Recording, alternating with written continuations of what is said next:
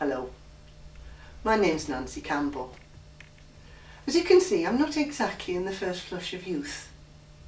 Kind people would say that I'm a lady of gentle summers. Less kind people would say I'm a lonely old spinster. That's probably because I've never been very good at relationships. I always seem to pick the wrong ones somehow. In fact, I'd given up looking until the day I met Arthur. Now that was love at first sight. He was handsome, he had lovely green eyes. I was bowled over. We got on well, right from the word go. In fact, we got on so well that it just seemed natural that he should move in with me. I remember those first days. So happy, sitting on the sofa in front of the fire, watching the television, listening to music, playing silly games, you know how it is. We've been together about 8 weeks when something rather odd happened.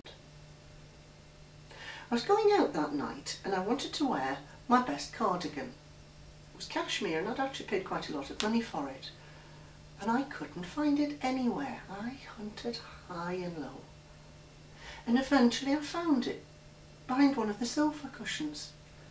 And it was dirty and it was all bent out of shape. It was ruined. I thought that was very odd. Couldn't make head or tail of it. But, you know, I was in love and one forgets these things. Anyway, everything went on fine for a little while longer. And the next odd thing that happened was one evening I'd come home from work and I had all the shopping because I was inviting some friends for dinner that night.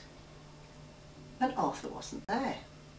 And I prepared the meal, the friends came, still no Arthur. It was very, very odd and I was worried.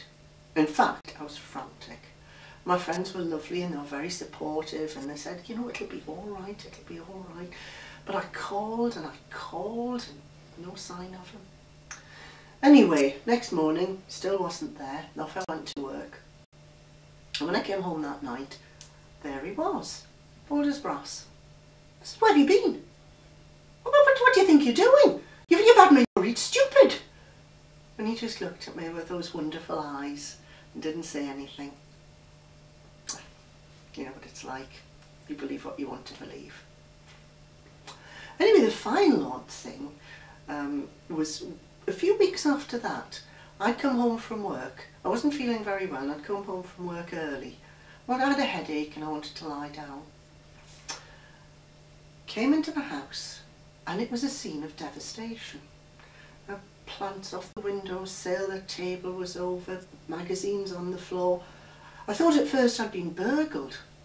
And I started to run through the house to see if there was anything missing, to see what else had happened. And then I heard a noise from upstairs.